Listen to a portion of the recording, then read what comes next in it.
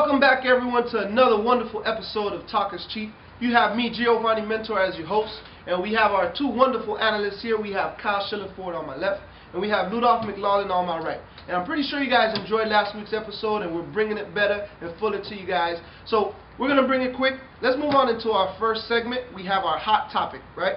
Hot topic number one. With Tyson Chandler out, are the Knicks in trouble? Ludolph, we're going to start off with you. What do you think about that? Well, welcome back, everybody. Gio, let me tell you, the Knicks are not in trouble. They're not a team that's expected to go far in the playoffs. With Chandler out, they're still going to be a playoff contending team. They were 12-4 last season without him, and yesterday, Bargnani and Melo proved to be more of play better together without him. They scored 53 points and had 16 boards. Mike Woodson is a defensive coach, and he's going to be able to do different zones and switch it up to confuse teams to make up for Chandler's loss. They'll be just fine. Okay. And Kyle, what do you have to say about this, the first hot topic? The Knicks are in trouble. They are in trouble. A lot of trouble. A lot of trouble. Why? Because Tyson Chandler, that was their only big. Yes, you have Andre Bargnani, Kenyon Martin, but they are power forwards. You need a solid center right now in the East. So who's going to match up against Roy Hibbert? Who's going to match up against Greg Monroe and Josh Smith in Detroit? Who's going to match up against Valjean? Who? They ain't got Bargnani. Yes, Bargnani stretches the bigs out on the three, but when it comes to defense, how is he going to stop the bigs? Kenyon Martin? No. It's obviously they're in trouble. Yes, they have the scorers. They have J.R. Smith, they have Shumpert, they have Felton, they have Melo. But defensive-wise, yes, Mike Woodson is a defensive coach. But honestly, do you really feel Bargnani is going to stop 95% of the centers in the East? And that's excluding the West. Dwight Howard. You don't want to go there. So come on, they are in trouble, Gio. You know they are.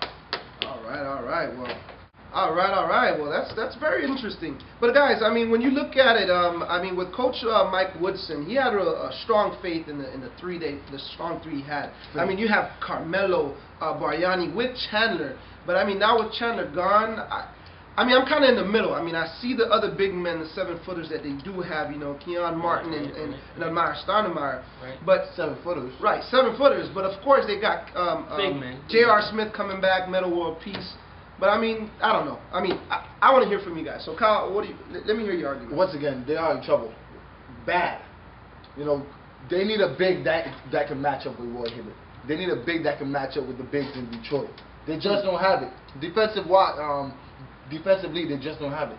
Andre Bargnani is going to stretch the bigs out on the three-point, but that can't cut it. Kenyon Martin, he's old. He's rusty. They need some WD-40 on that boy.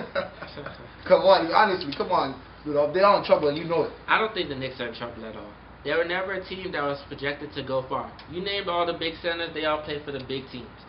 Lopez, Brooklyn, they're contending. Hibbert, Pacers. Bosch, they're contending teams. They're a team that's expected to make the playoffs and get knocked out first, second round, hopefully. So they're not in trouble. They're still in the same spot that they always was. But that's trouble. That's it's trouble. Not trouble. It's what their team is set up to do right now. They're not ready to take that next step. With Woodson coaching, he's going to put in zones and he's going to do all things to make up for Chandler's defense. Chandler was never an offensive person, so their offense is going to improve. J.R. Smith comes back on Sunday, and the offense is going to get a big jump from that. So they're going to be just fine. Tell me this. If Milwaukee goes ahead of them, Milwaukee are they in trouble on that? If Milwaukee goes ahead of them, it's okay, still early in the season. They still have a long but for the 4 to 6 weeks, they cannot go that. They can fall that short. They can hover around 500. The East is not that strong. They're not that strong. The top of the East is strong, but after the top 4 teams, it's a big drop off. And then the Knicks are part of that bottom half. You know what?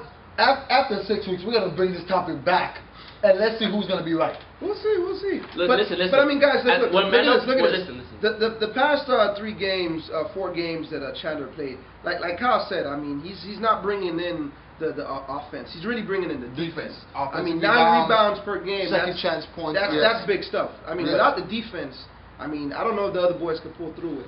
I think they'll be fine. Kenyon Martin, he probably has no offense just like Chandler, but he's a great rebounder. Melo's a great rebounder. Shumpert is a great rebounder. Kevin, he's not playing. Andre Bargnani's averaging 3.2 rebounds. I mean, are they going to make it to the first round? That's what Yes, they'll be just fine. When Chandler comes back, they'll be winning more. Chandler had 9 rebounds. The second leader is Melo with 9. Below that's 3.2. So you can't tell me Melo cannot step up. But that's it by himself. Come on. So y'all heard what these boys had to say about the other topic. Now we're moving into our next hot topic number 2. Now, are the Timberwolves for real? Are they a contender team this season? We started off with you first, Ludolph, but this time we're going to move to Kyle. Kyle, what do you think? I honestly don't think they're a contender team. Why?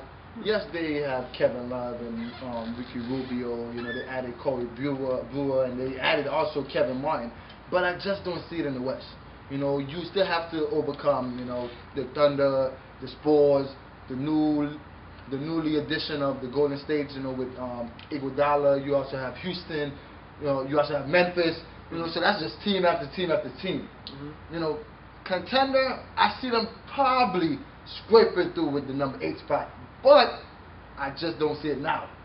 Give it about mid-season, and I'll probably reconsider. But right now, I can't see it. Even if I'm blind, I can't see it. Okay. All right. I hear where he's coming from. He made a few good points that maybe a rookie analyst could come up with. But a real analyst will tell you that the Timberwolves are a playoff contender. Sure, they're not championship contenders, but they're a playoff contender. They're 4-2 right now. They're in a weak division. They have Rick Adelman, who's a great coach, won over 60% of his games. They've added Corey Brewer, a wing defender.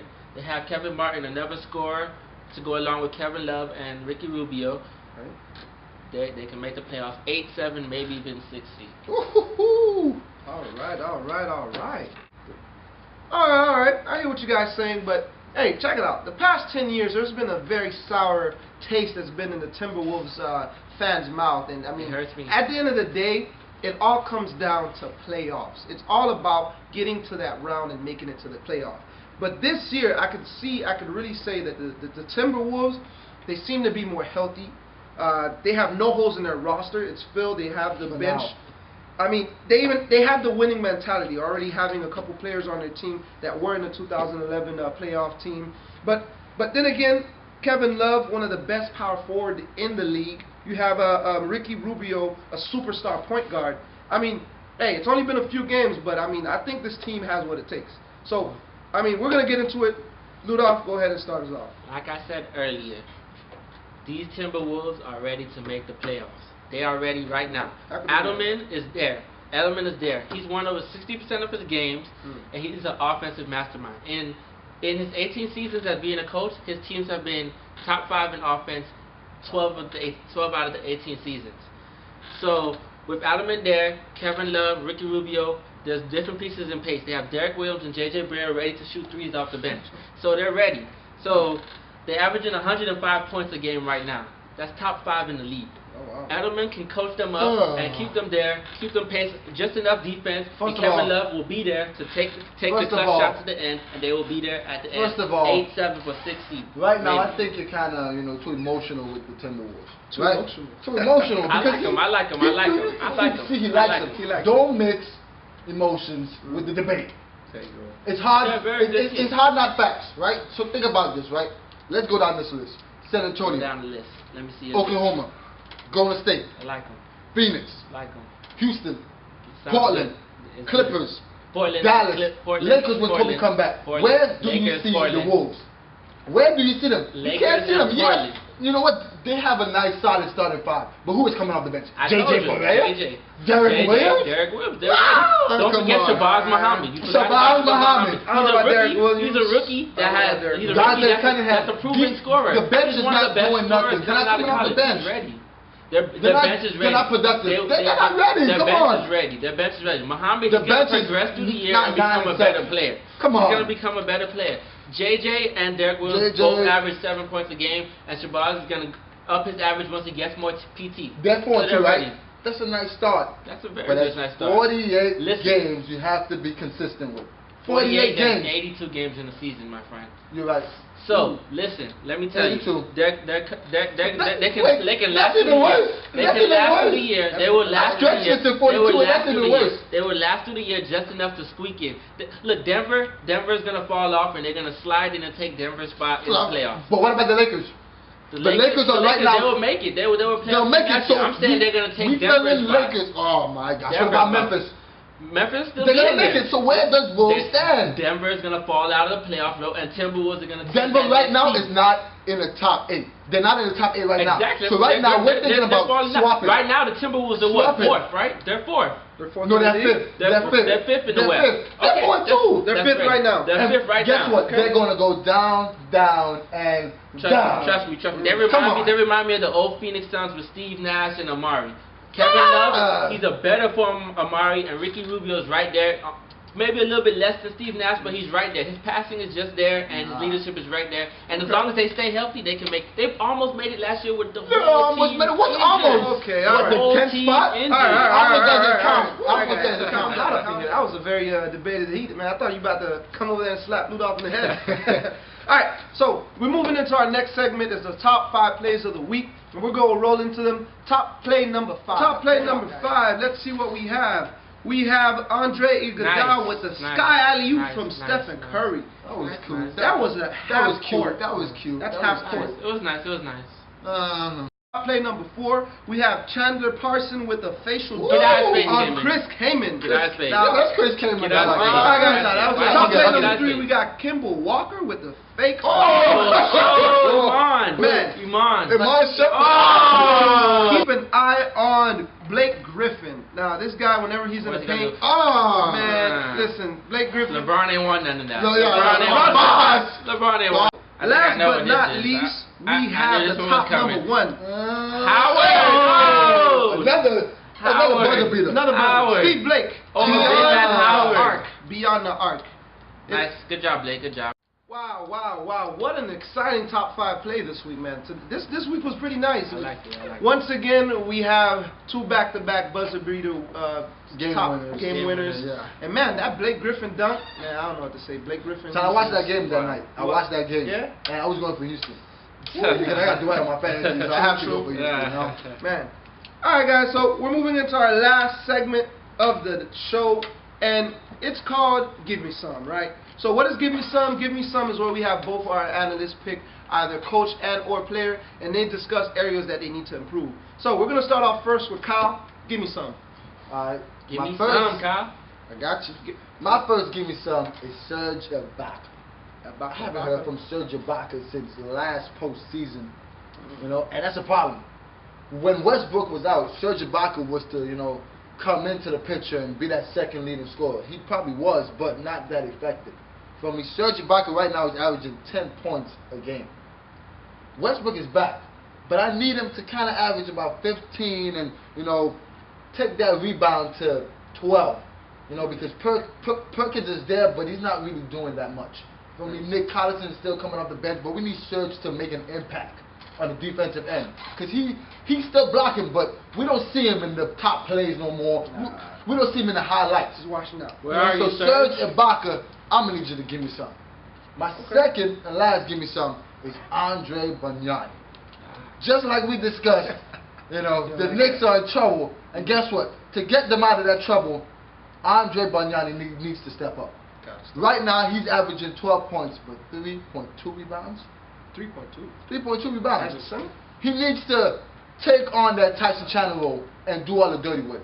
Yes, he can knock down his threes, but he needs to do that dirty work alongside Kenyon Martin.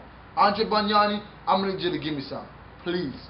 Okay. I'm begging him some. I'm begging. I like those. I like those. All right, I have two give me sums, right? So I gotta hear this.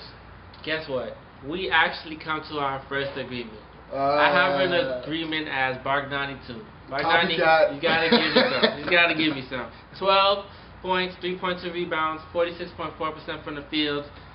Bogdani, we need more. The Knicks, they need you to be there to hold it down for Melo and the Knicks fan base. So you have to be there. They have.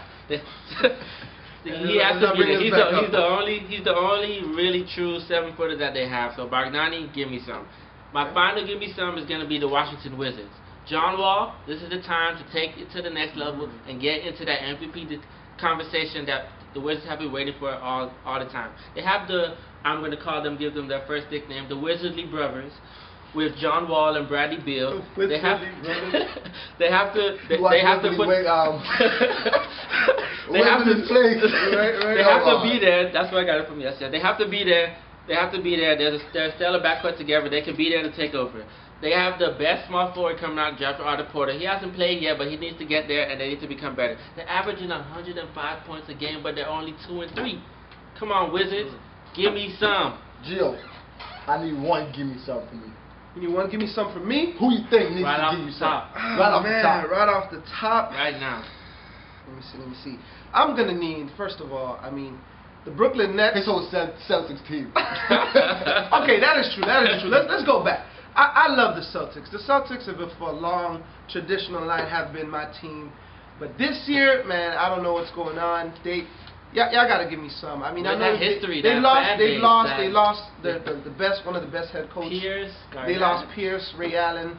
But I mean, we do see a return. We do see Bass doing pretty good. We do see Jeff Green pushing for the team. But Celtics, if y'all want to be able to even make it to the first round this year, y'all really gotta give me some. Give me some. Y'all hear that, Celtics? Don't give everybody else some, but give me some. All right. All right, guys. This is the part that you guys really don't like.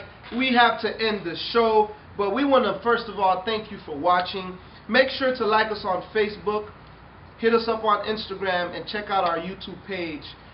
Make sure to stay tuned in every Monday at 8 p.m. Eastern Time. And remember, always remember, that talk is cheap.